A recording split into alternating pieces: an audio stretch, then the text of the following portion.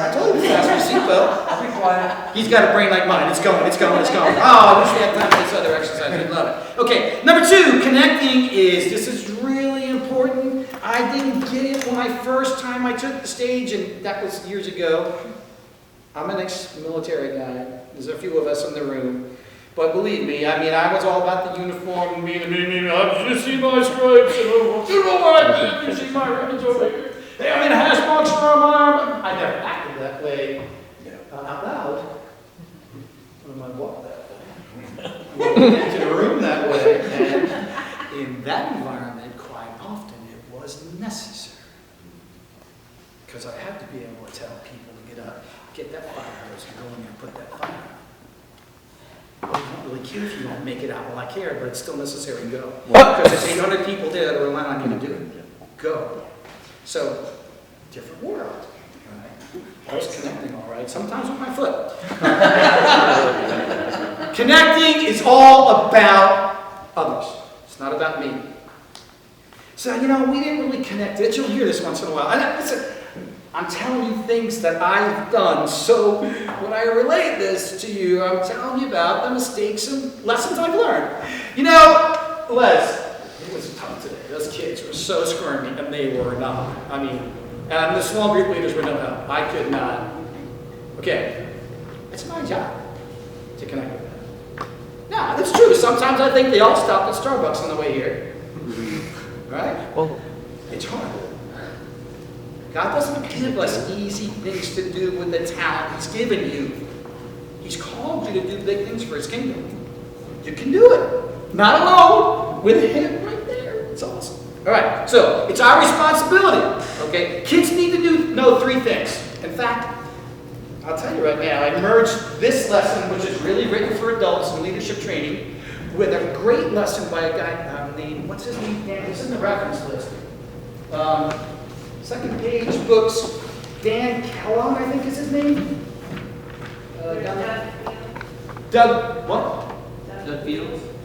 Yes, that's it, Doug Fields. I don't know where I got Dan Kellogg from, sorry. Doug Fields. I merged his material. He was at an Orange conference a couple years ago and spoke. Really good stuff. And of course, his is geared towards children. So that you're getting a merge of adult and children talk put together, okay? It doesn't make a difference. These 3 hold true no matter what. 3 things you need to know. Do you care about me? Is there empathy between us? Can you help me? And can I trust you? Do you care about me? Which is empathy. Can you help me? They're using their logical thinking. And can I trust you? We build that with the people the children that we talk to. All right, connecting goes beyond words. Number 3, connecting goes beyond words. This is really important. I want you to see a pie chart. This is important to get this. Okay? Take a look at this chart. I hope that it's not by Stanford University. No. UCLA. Some professor over there did it. Okay? Face-to-face communication. Us talking to the carpet crunchers over here. Sharing with them our great sermon that I worked all week on. Yeah, I know I only have 15 minutes. But listen, I got it down, and I got props, and I got college students. I'm going to blow their mind. But they don't need all that. They need to hear the Word of God. Okay? This is going to change their life. This is right out of the Bible, right? Okay. This is what the proof shows you. 7% of what they believe is the content. It's the content. 38% is the way that we say it. So 38%. Or 38% is the way that we say it. Did you get that? I got it. I felt it. If you pause, if you vary your voice, if you slow down, if you speed up. Finally, 55%, what they see. What they see. How many know the old example, like you're telling your kids, I told you not to smoke. What they see. Listen, kids are the best truth detectors going. They can tell a phony a mile away. This doesn't give you immunity to that. Okay? It's a big responsibility to be on the stage, right? You stand up here in front of everybody, guess what? You'll run into them in Michael's, and then the grocery store, and the highway, and don't cut me off! Hey!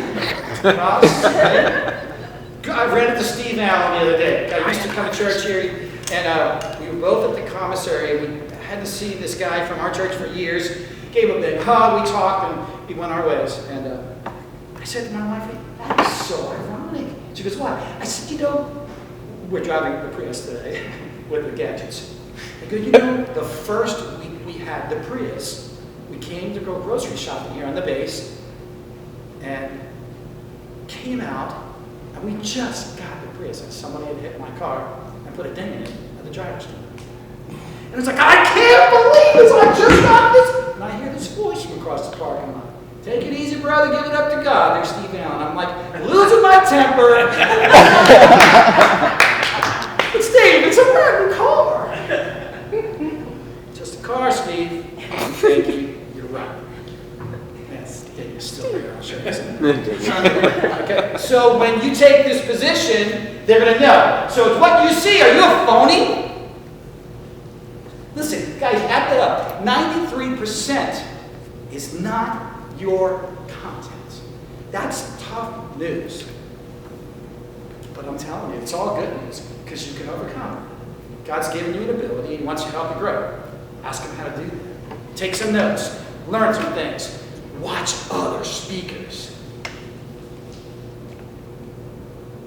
Learn how to pause. We used to hate pause.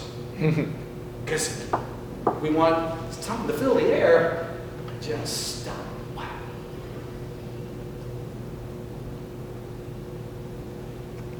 I love the way Maxwell does it. He'll say something like goofy.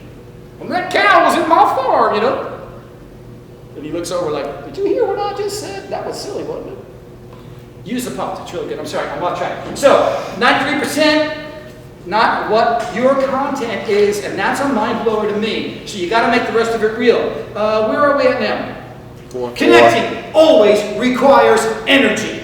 Always requires energy, and that's your energy. It's work. 4 unforgivable or unpardonable sins of our jobs: being unprepared, being uncommitted, being uninteresting. My goodness, friends, we're giving Him God's holy word. If you think that's not interesting, step down and have somebody calibrate you, because it is. Now, if you had to go through Lamentations, okay. But no one's asking you to do that here. You are telling the most exciting stories of the Bible, and they're like, yeah, okay. And so connect it, and if you need help, we'll get you help. Making them uncomfortable. Making them uncomfortable. That's another big mistake. Unpardonable. You don't have to do these things. Now, looking at that list quick, 3 of those things require a lot of energy. Okay? 3 of those, no, I'm sorry, not that. Unprepared. I don't think any of you have problems with that, but I don't know you. And I'll be honest with you, I struggle with that from time to time. And for me, it's called the big PVIP is, well, she calls it prayer. I call it, Steve, are you procrastinating again? I'm a procrastinator. Anybody else? In the house? Oh. Yeah, that's okay. We'll get to this later. I didn't. And here's a sad thing that I've learned in a couple of months of my training program. I really was of the mindset, and this is a little devil-angel battle I have with myself all the time, is that as the deadline grows near, part of me's getting really nervous, and it generates a good energy. And when I finish like a minute before I have to get in the car and come to church, it's good, because listen, that's stupid. Because you want to know what's really good? Finish your presentation on Wednesday, then talk it to your video camera on Thursday, watch your own self on video camera on Thursday night, and when you're done cringing, okay, because I don't really look like that, do I? Do I really sound like that? You do better. Then get in front of your camera again. Now, so finish your lesson on Wednesday, oh, I don't have a video camera. Yeah, you do. It's called iPhone. Just prop it up with a book and stand in front of it in your living room, grab a hairspray bottle like it's a microphone and talk into it. Now, put the camera down because that's what they see. When I practice at home, I'm thinking I'm looking in the mirror like this. And I forget. I'm like looking up my nose most of the time. Good training point. Don't hesitate, stop, and get down and go, wow. tried something up here a couple weeks ago with AMP, and it worked really, really well all around here. Because I wanted to connect. I sat right down here. Now, I didn't park it. I didn't set up camp and stay there. But for a few minutes, I was in their space even closer. I was able to speak at their volume. Guys, I just want to really connect with these people. Younger, not so young. I think what we are sharing with them is really important. So sometimes it just helps to get down to their level and their space. But practice that at home if you can't. But Procrastinators Club, I'm trying to quit. So all these things, you know, they're called excuses. We'll get better together. We'll make an accountability club. You know, they found a cure last month for apathy. You just can't find anybody who's interested. Okay, where are we at? Connecting requires? Is that where we're at? Yes. We got 2 of the 4 unprepared. Unprepared, all right, uncommitted, uninteresting, uncomfortable. How are we doing on time, Nicole? Where are we at? I have a question You have an answer. about uncomfortable. Does that mean avoiding topics? Or what do you mean by uncomfortable? Well, the topics in this arena were usually given. But let's stay there for a minute. If you're ever given a topic and you go, look, I'm not good with that lesson. I got a past where I'm struggling with that. Or the Lord's working on me. Then talk to your leader and say, I need you to reassign. And they will. Right? But But what if we're uncomfortable with the way the script has been presented to us? good point. It's still connected to your question. Improvise. I didn't address your question. I'm still getting it. Okay, restate it for me because I let my mind take me away. When you say uncomfortable, are you talking about ourselves or making our audience uncomfortable? No, I mostly mean making your audience uncomfortable. When you're uncomfortable, they'll be uncomfortable. Let me tell you what, when you're unprepared and you're uncomfortable and nervous, you know, have you ever sat in front of a speaker who was unprepared and nervous? What did you feel?